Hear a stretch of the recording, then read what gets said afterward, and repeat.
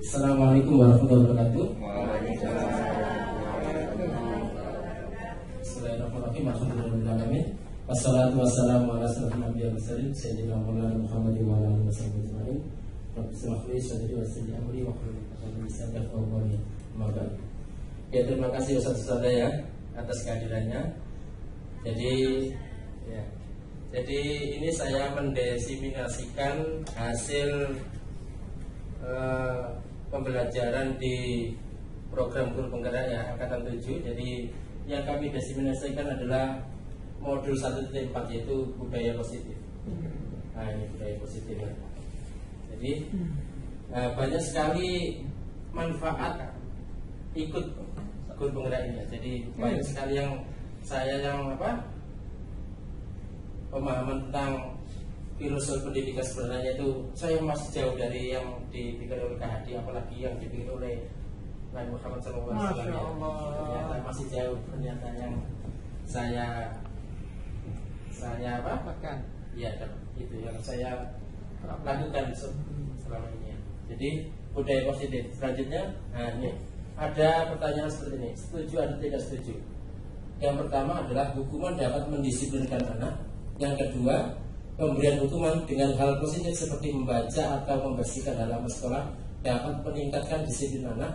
Yang ketiga adalah memberi penghargaan dapat memotivasi belajar anak. Nah, kira-kira mungkin ada yang mau menjawab untuk beberapa pertanyaan rumah tadi. Satu-satu barangkali. Ya, monggo. Saya setuju yang nomor 2 dan 3. Nomor 2 dan 3 saya setuju. Alasannya barangkali? Alasannya pemberian hukuman dengan hal positif seperti membaca atau membersihkan halaman sekolah dapat meningkatkan disiplin anak. Ya, karena di situ siswa atau anak tidak dijustifikasi, melainkan diberi amanah baru yang itu bisa dikontrol. Nah, sehingga di situ anak atau siswa dapat melatih dan mengukur kedisiplinannya. Kemudian yang ketiga, memberi penghargaan dapat meningkatkan motivasi belajar anak. Ya, karena kemampuan anak atau kemampuan siswa ketika diberikan penghargaan atau diakui atau hanya sekedar diapresiasi kecil, misalkan bagus dan lain sebagainya, ya itu bisa meningkatkan motivasi, kepercayaan diri siswa atau anak sehingga ingin melakukan lebih lagi. Begitu kurang lebih Ustaz Imam. Terima kasih. Nanti seimbang dengan yang diberikan Ustaz Imam ini. Saya setuju tiga-tiganya Ustaz Imam. Kalau Ustaz Taufik tadi, karena pimpinan itu jelas pikirannya positif. Saya itu kan ada negatifnya. Kenapa saya setuju tiga-tiganya? Karena di Islam memang tiga-tiganya ada. Jadi baik di Al-Quran maupun di hadis itu tiga-tiganya ada. Cuma yang jadi pembeda di sini adalah melihat situasi dan kondisi.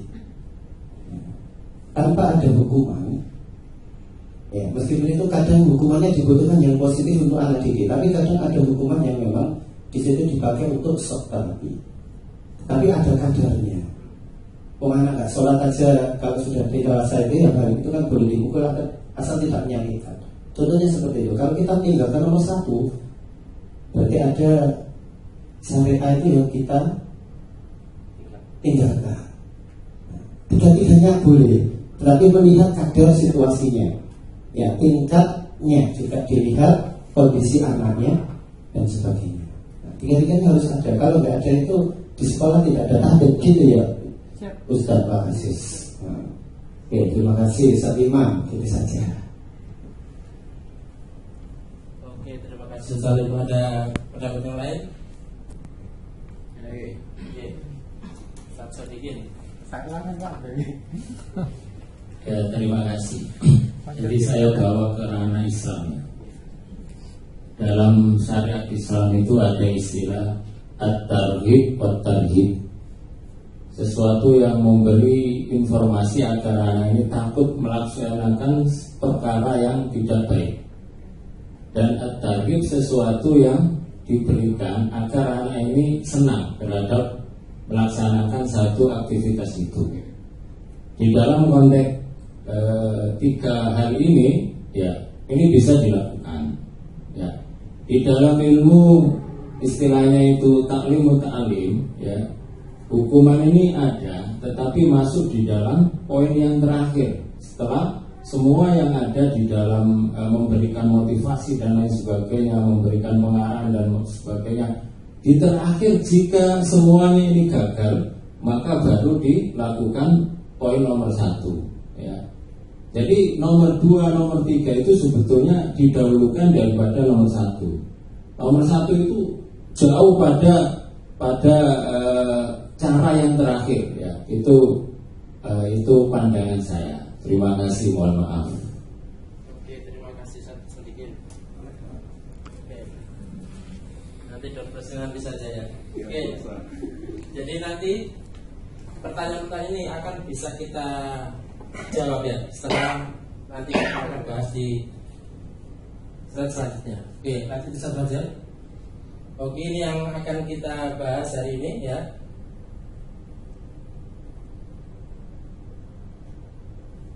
Motivasi intrinsik ya.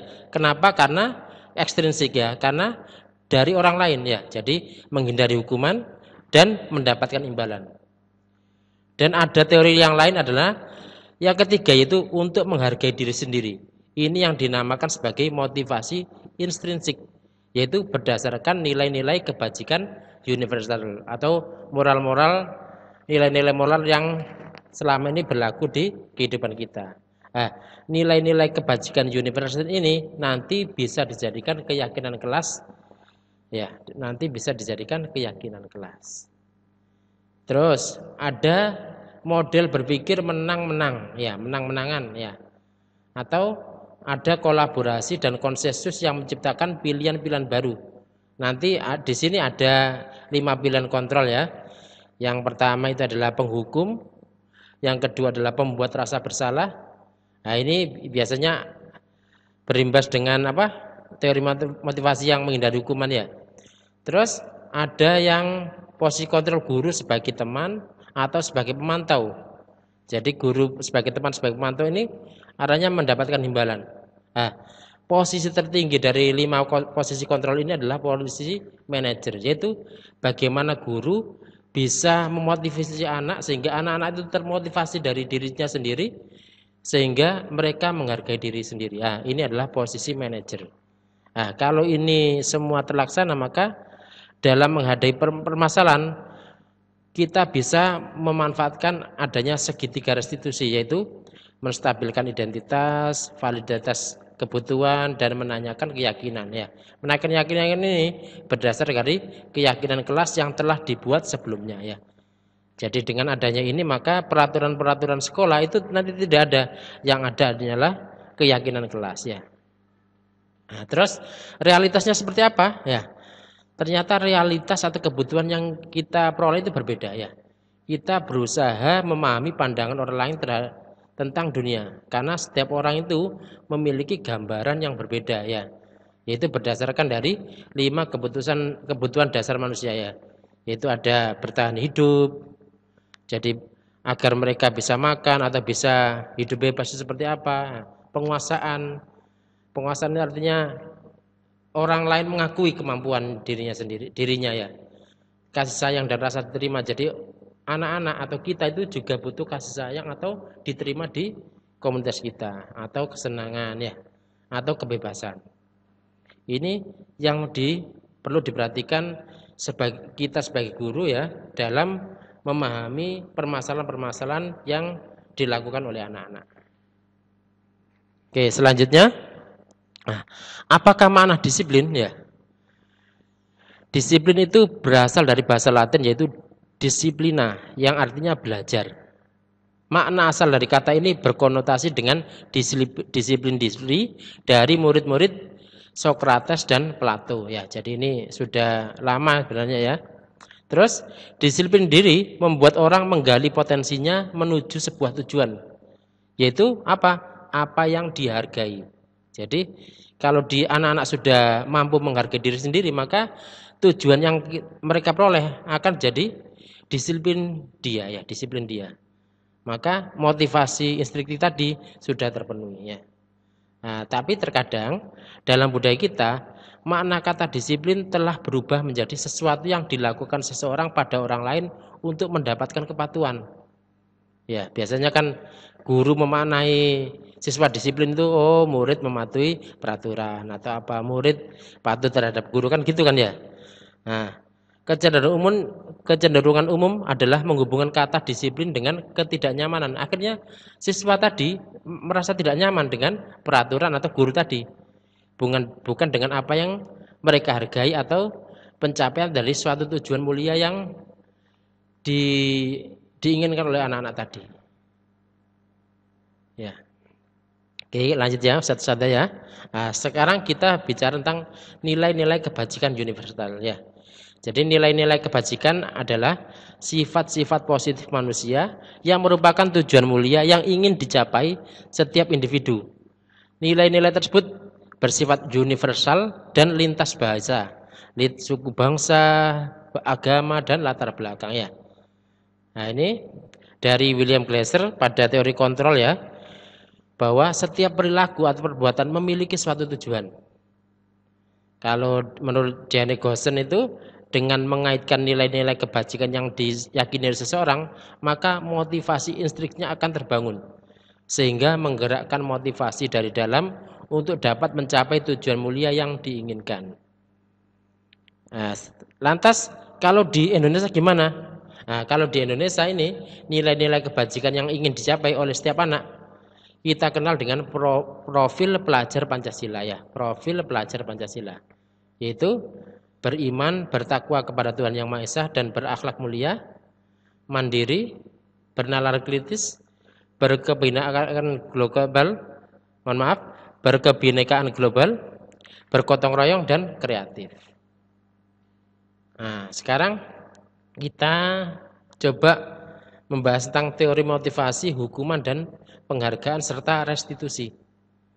Nah, ini teori motivasi perilaku manusia itu, kalau motivasi eksternal itu untuk menghindari ketidaknyamanan atau hukuman. Apa yang akan terjadi apabila saya tidak melakukannya? Jadi itu yang kadang-kadang di pikiran anak-anak sekarang. Atau motivasi eksternal yang lain itu untuk mendapatkan imbalan dari orang lain atau institusi.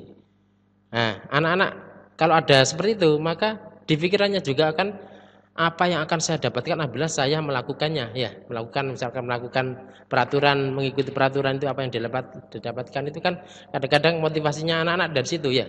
Nah, bukan dari internal. Kalau internal untuk menghargai diri sendiri, yaitu motivasi yang terbangun di anak-anak seperti ketika dia berpikir bahwa saya akan menjadi orang seperti apa bila saya melakukannya. Misalkan anak ini ingin jadi baik, misalkan teladannya itu Rasulullah, maka dia itu tanpa disuruh oleh siapapun dia akan mengikuti karena itu sebagai teladannya ya. Dia akan ingin menjadi seperti Rasulullah, yang orang yang baik, orang yang menyebarkan agama, berdakwah dan seterusnya ya. Oke, kita lanjutkan ya satu-satu ya. Nah, sedangkan ya merdeka menurut Ki Hajar Dewantara adalah tidak hanya terlepas dari perintah, akan tetapi juga cakap untuk memerintah diri sendiri. Nah, ini berdasarkan dari pemikiran, konsepsi dan keteladanan sikap merdeka cetakan kelima dalam bukunya Ki Hajar Dewantara ya. Jadi Ki Hajar Dewantara mengatakan bahwa merdeka itu artinya tidak hanya terlepas dari perintah, akan tetapi cakap untuk memerintah diri sendiri. Jadi tidak hanya disuruh-suruh, tapi dia mampu untuk memerintahkan diri sendiri dan melakukannya dengan baik. Nah, pernah dengar nggak ada kata-kata dihukum oleh penghargaan? Pernah ya Ustaz ya? Nah, kenapa? Karena penghargaan itu dapat menurunkan kualitas. Kenapa? Karena kadang-kadang anak-anak itu ingin berbuat baik, tapi karena ingin mendapat penghargaan itu, ya. Atau penghargaan juga bisa mematikan kreativitas. Nah, karena ada penghargaan itu, maka kadang-kadang anak-anak untuk berbuat kreatif tentang sesuatu pun juga akan terbatasi. Nah, terutama penghargaan juga akan mengurangi motivasi intrinsik, yaitu motivasi dalam diri anak-anak sendiri untuk berbuat baik.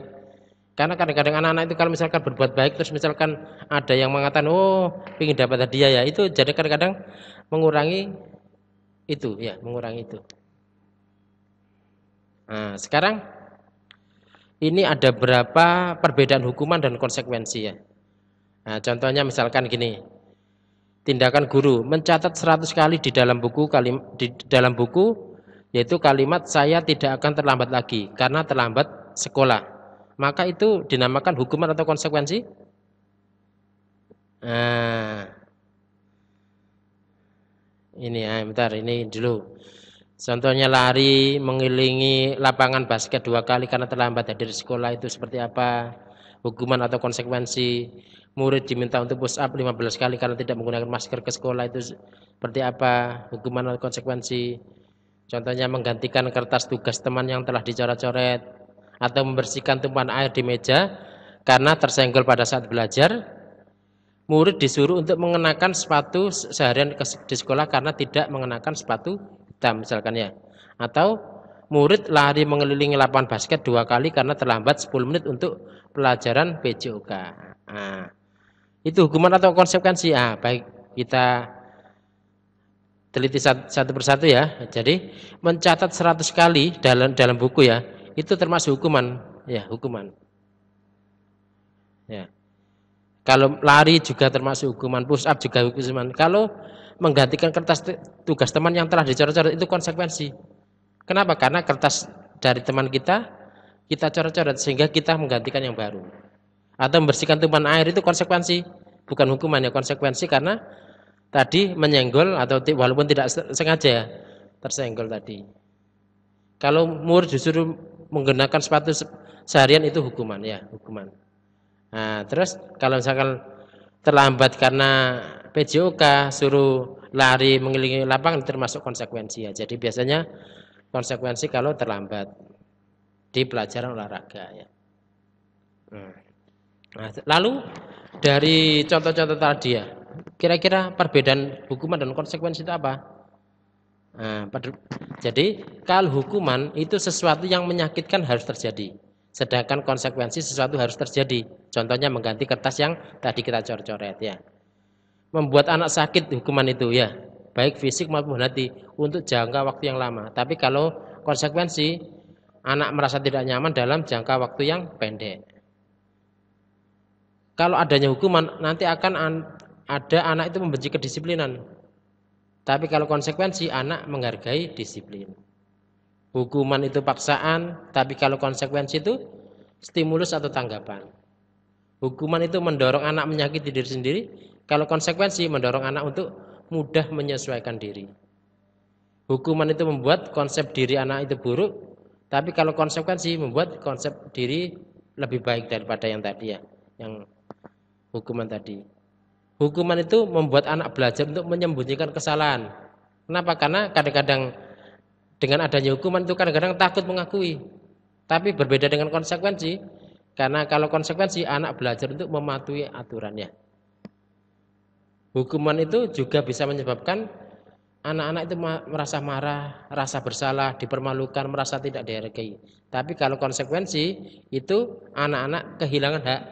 Haknya apa? Hak misalkan tadi yang harusnya dia punya kertas karena tadi mencor-cor kertas orang lain, maka haknya yang punya kertas tadi diberikan anaknya tadi ya. Dibuat tidak nyaman atau diasingkan untuk sementara waktu.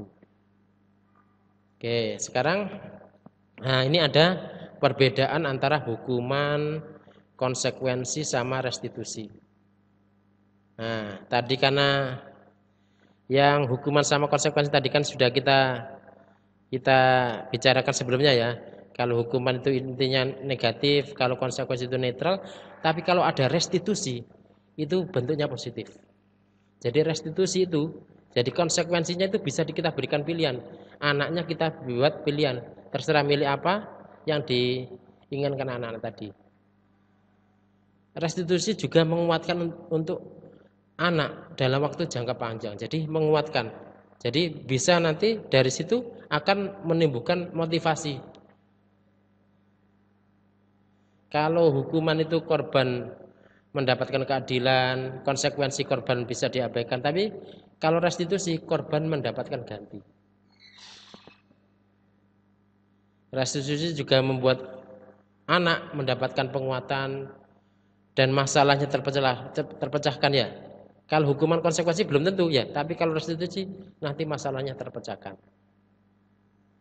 Restitusi juga membuat murid itu belajar bertanggung jawab terhadap perilakunya.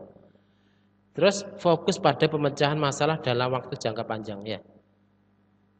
Terus kalau hukuman itu kan peraturannya adalah kamu harus, kan guru yang dikatakan guru gitu ya. Tapi kalau konsekuensi kan apa peraturannya, mampukah kamu melakukannya, terima kasih, kan gitu ya.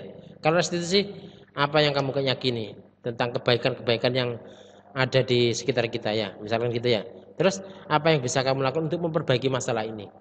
Nah jadi itu kan ada pilihan-pilihan yang diberikan pada siswa sehingga dia merasa tidak ada hukuman atau konsekuensi, tapi merupakan tanggung jawabnya ya, tanggung jawabnya. Nah, dengan seperti ini adanya restitusi itu, murid atau siswa kita akan menghormati dirinya dan orang lain. Kenapa? Karena dia merasa diperlakukan sebagai ya manusia ya, dihargai. Nah, makanya restitusi ini positif sifatnya. Nah, lalu apa itu restitusi? Restitusi adalah proses menciptakan kondisi bagi murid untuk memperbaiki kesalahan mereka.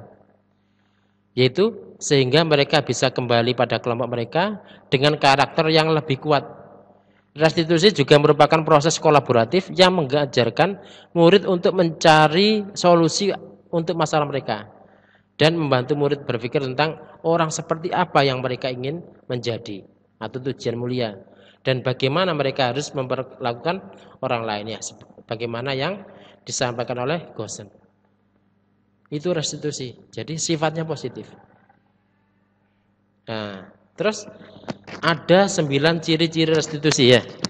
Yang pertama itu bukan untuk menebus kesalahan, namun untuk belajar dari kesalahan. Yang kedua, memperbaiki hubungan. Yang ketiga adalah tawaran bukan paksaan. Jadi adanya pilihan-pilihan tadi. Restitusi itu menuntun untuk melihat ke dalam diri. Jadi refleksi dari diri, baik dari siswa maupun guru.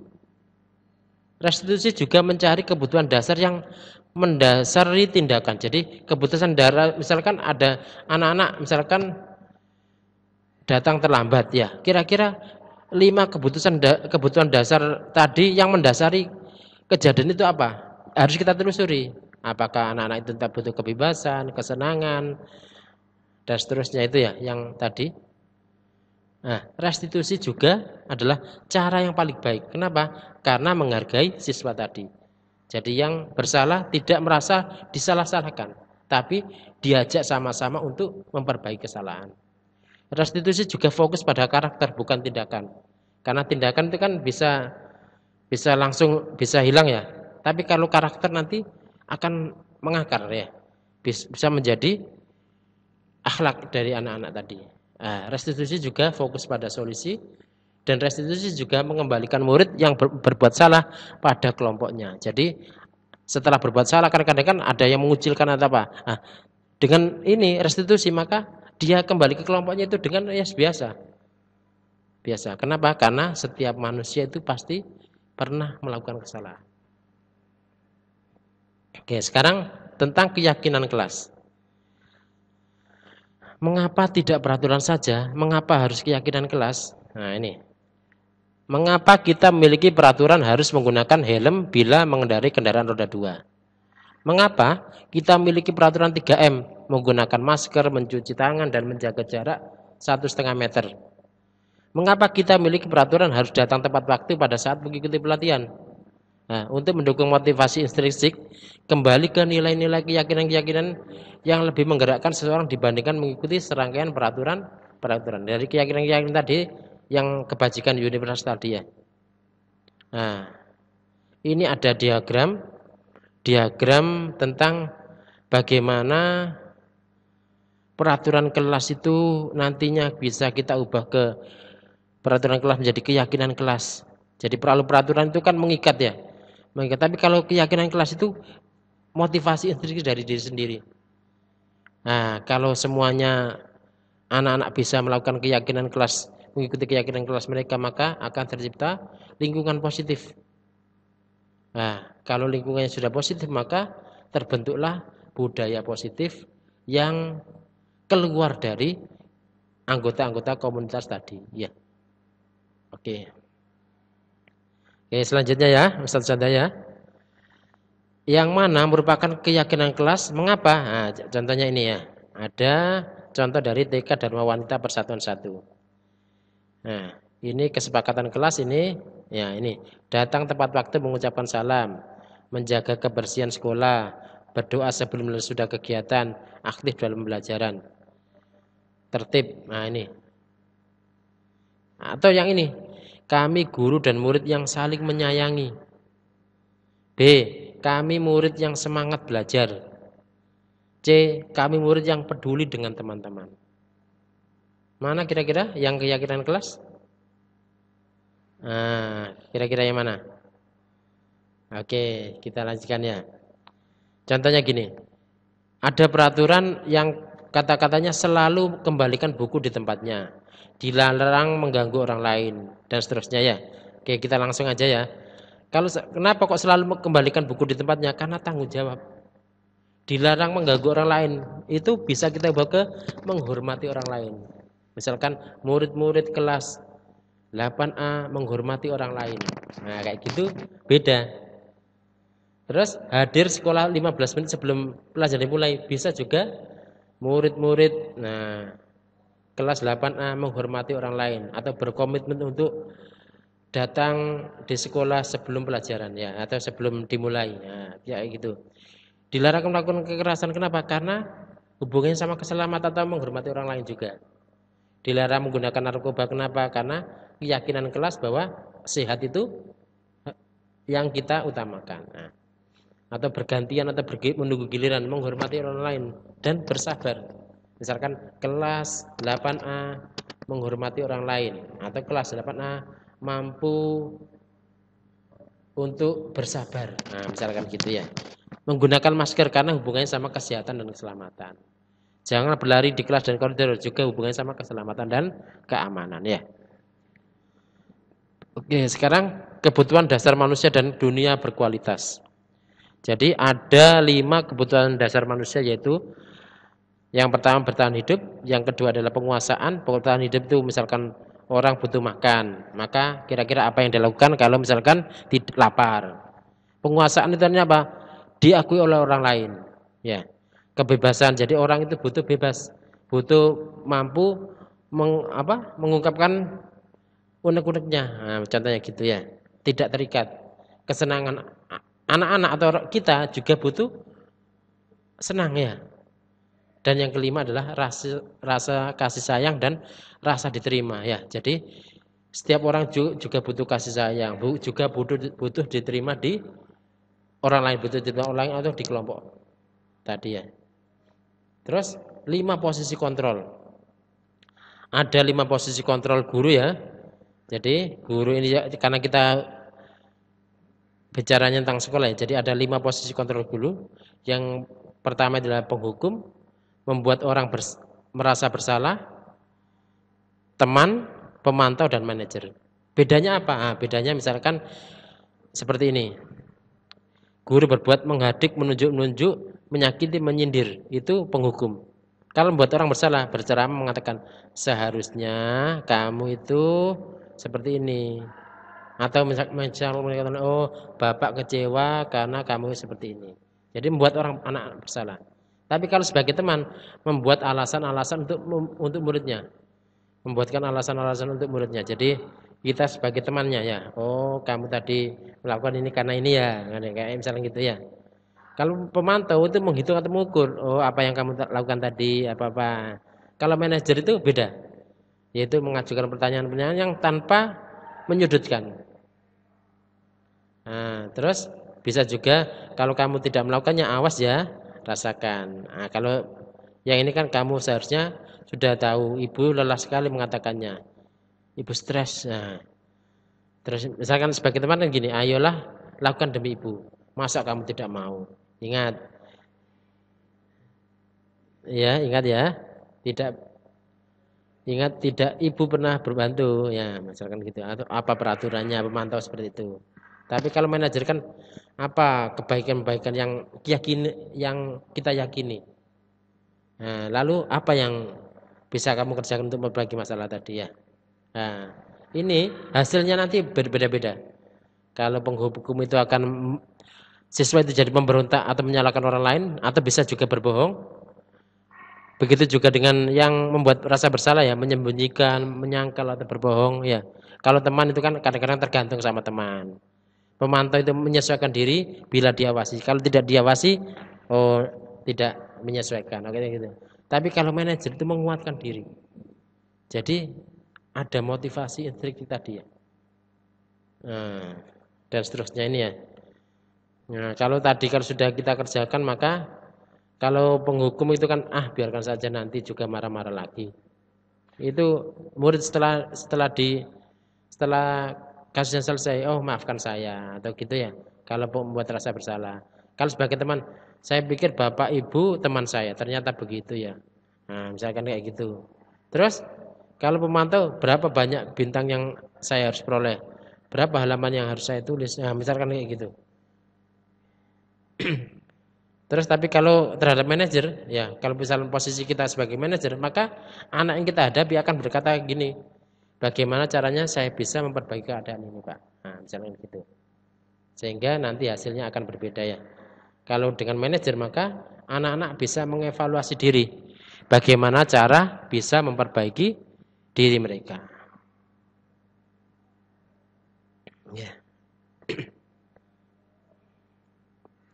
Oke, jadi pernyataan-pernyataan saya kecewa sekali dengan kamu itu membuat rasa bersalah. Kamu tidak pernah benar melakukannya, itu penghukum ya. Ayolah, lakukan demi Bapak, itu teman ya. Apakah kamu mau mendapatkan stiker bintang hari ini? Nah, itu pemantau. Tapi kalau manajer, bagaimana kamu bisa menyelesaikan masalah ini?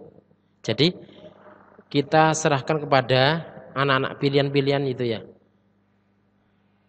Nah, tapi kalau kata-kata dari penghukum itu kan kamu selalu yang paling terakhir. Nah, contohnya gitu, misalnya masalah pengumpulan tugas atau apa ya. Nah,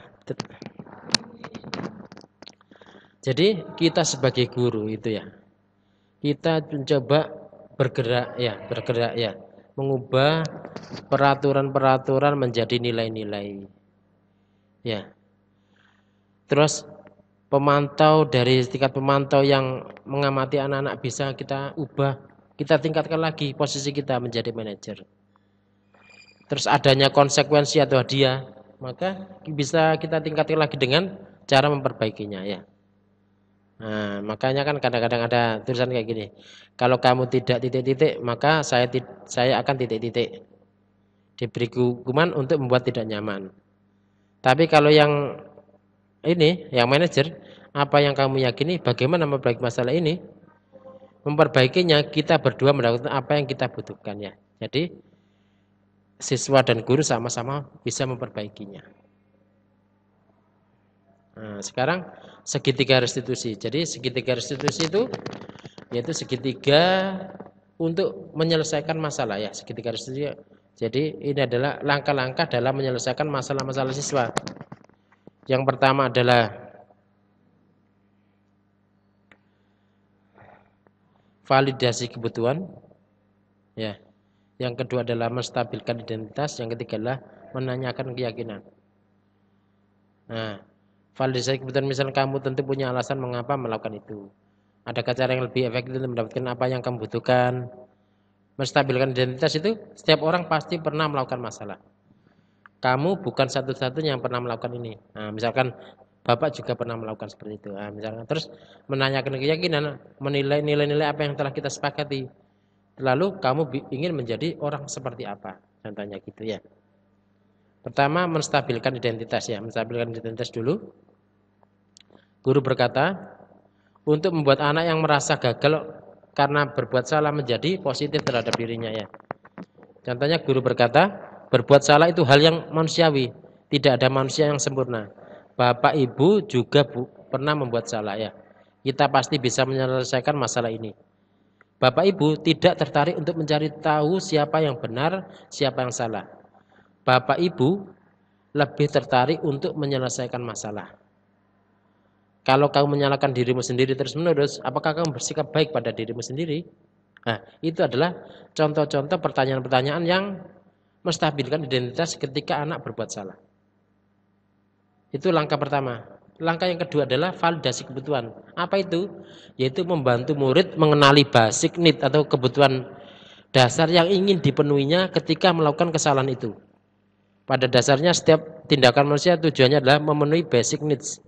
Apakah itu power, kekuasaan, freedom, kebebasan, love and belonging, cinta dan kasih sayang, fun, kesenangan, survival atau bertahan hidup ya. Nah, maka guru berkata, contohnya ya, ketika ini dalam tahap validasi kebutuhan, kamu bisa saja akan melakukan hal yang lebih buruk, tapi kamu tidak melakukannya. Nah, ini kan membuat anak itu meningkatkan derajat anak. Atau kamu pasti punya alasan mengapa melakukannya. Jadi kita tidak menyalahkannya, kata-kata kita tidak mengarahkan menyalahkan dia. Atau apa yang penting bagi kamu. Kamu boleh tetap berusaha menjaga sikap itu, tapi tambahkan sikap yang lain, yang baru, yang seperti ini misalkan ya. Terus, maukah kamu belajar cara lain untuk mendapatkan yang kamu butuhkan tanpa harus memukul? Nah, apakah kamu bisa melakukannya dengan lebih baik lagi besok? Nah, contohnya itu ya. Itu tahap validasi kebutuhan. Terus ada tahap yang ketiga, yang terakhir adalah menanyakan keyakinan. Nah, pada tahap ini, anak itu bisa melihat kesalahannya dihubungkan dengan norma sosial atau nilai-nilai yang mendasari manusia berinteraksi dengan orang lain. Nah, dalam tahap ini contohnya misalkan guru berkata, apa nilai yang kita percaya di kelas atau di sekolah kita? Atau nilai-nilai universal apa yang telah kita sepakati? Kelas yang ideal itu seperti apa sih? Nah, misalkan masalah kondisi di kelas ya. Terus kamu ingin jadi anak seperti apa? Itu masalah perilaku anak mungkin. Atau apa yang kamu rasakan? Ketika kamu melakukan itu, kamu menjadi orang yang seperti apa? Nah, jadi menanyakan keyakinan pada anak. Nah, nanti anak itu kan akan tergugah. Oh iya, nanti saya harusnya seperti ini. Nah, jadi pertanyaan-pertanyaan tadi tidak membuat anak itu merasa terpojokkan ya. Tapi anak-anak jadi bisa reflektif ya pada dirinya sendiri. Oh, berarti yang saya lakukan tadi itu salah, misalkan gitu ya. Terus maka saya harus mengerjakan itu. Itu muncul dari diri anak-anak, tidak dari guru ya, dari guru. Itu adalah menanyakan keyakinan. Nah, dengan kita menerapkan langkah-langkah segitiga restitusi ini ya. Jadi mulai dari validasi kebutuhan ya. Dan seterusnya itu ya.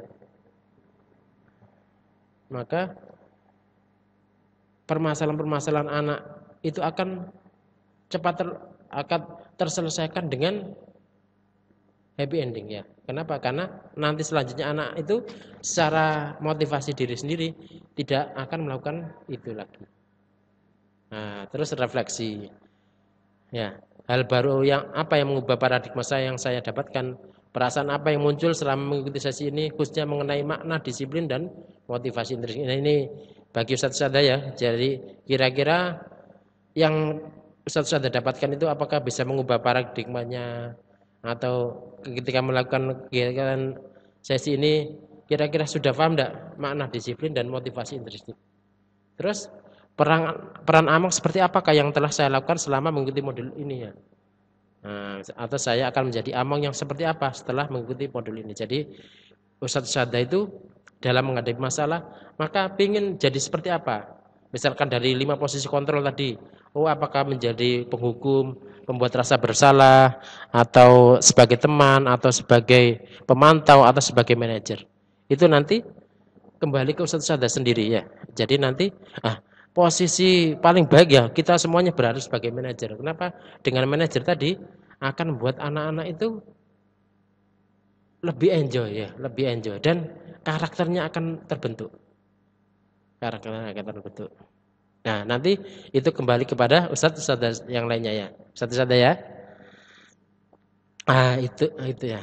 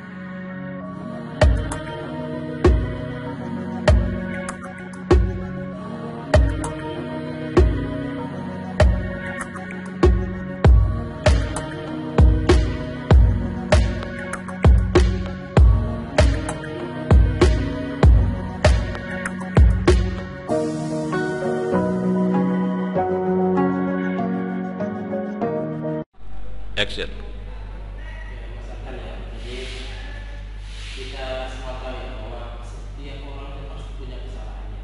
Begitu pun juga Ustadz ya atau masyarakat, karena kita adalah manusia ya, yang tidak luput dengan salah dan dosa ya. Nah, Ustadz juga waktu sekolah juga pernah terlambat, juga pernah atributnya Ustadz yang sepakat itu tidak lengkap ya. Nah, untuk kali ini kira-kira kenapa akan bisa datang terlambat dan atributnya juga tidak lengkap? Begini Ustaz, saya ini kan akhir-akhir ini kan banyak tugas sehingga saya tidurnya kurang lebih jam 11 malam baru tidur. Nah, otomatis bangun saya telat sehingga saya buru-buru menyiapkan peralatan sekolah sehingga kadang-kadang ada banyak yang tidak. Tanggung jawab masyarakat sangat berat karena mau bisa menyelesaikan tugas-tugas di dalam itu adalah satu misi. Tapi kita juga punya tugas yang lain. Tugas yang yaitu apa? Yaitu ketika kita ke sekolah itu datang tepat waktu dan atribut yang kita pakai itu adalah lengkap. Kira-kira yang dilakukan oleh Mas Alkan yaitu ketika terlambat sekolah dan tidak pakai atribut lengkap itu apakah sudah sesuai dengan keyakinan kelas yang telah kita buat? Sebelum. Kira-kira untuk memperbaiki itu kira-kira apa yang akan dilakukan oleh Mas Alkan? Ya, saya akan tidak akan mengulanginya. Ya, mengimbau teman-teman saya supaya tidak melakukan kesalahan yang sama seperti itu. Bukan.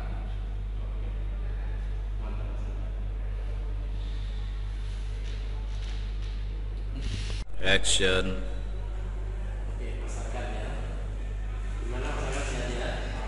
Oke. Ini Mas Alkan. Jadi kita itu semua pasti punya tugas ya.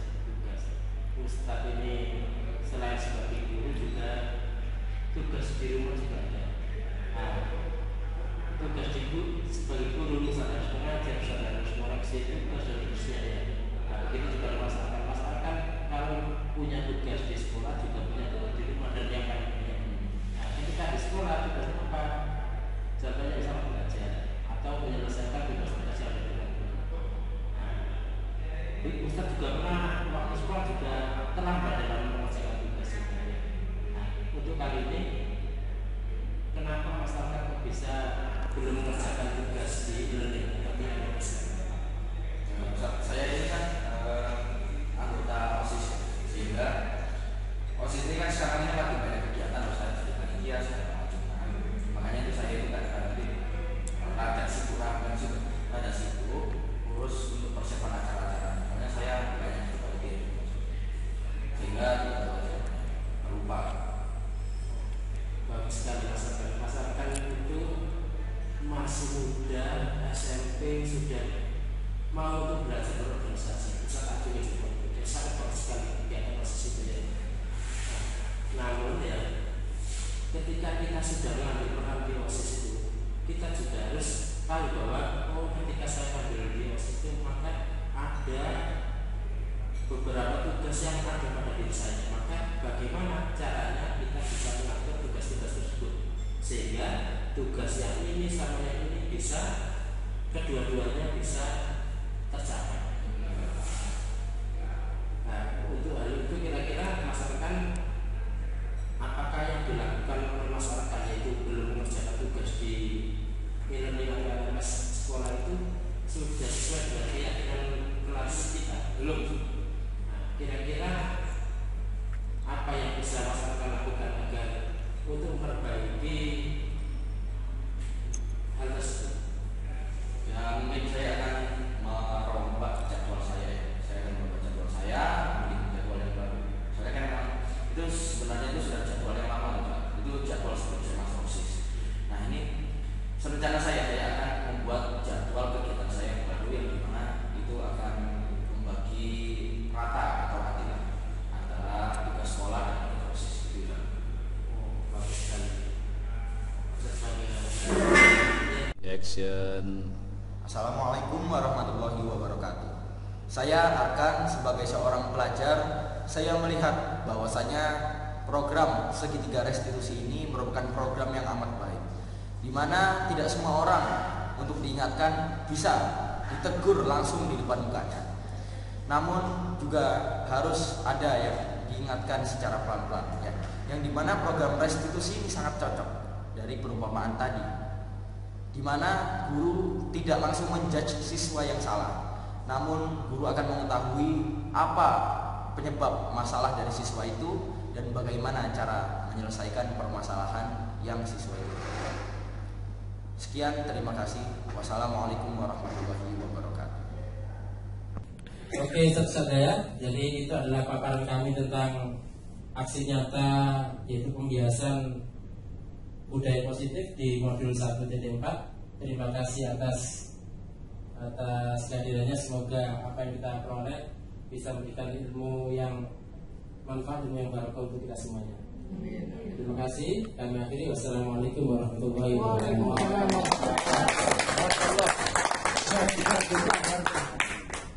Terima kasih saudara ya. Mohon maaf.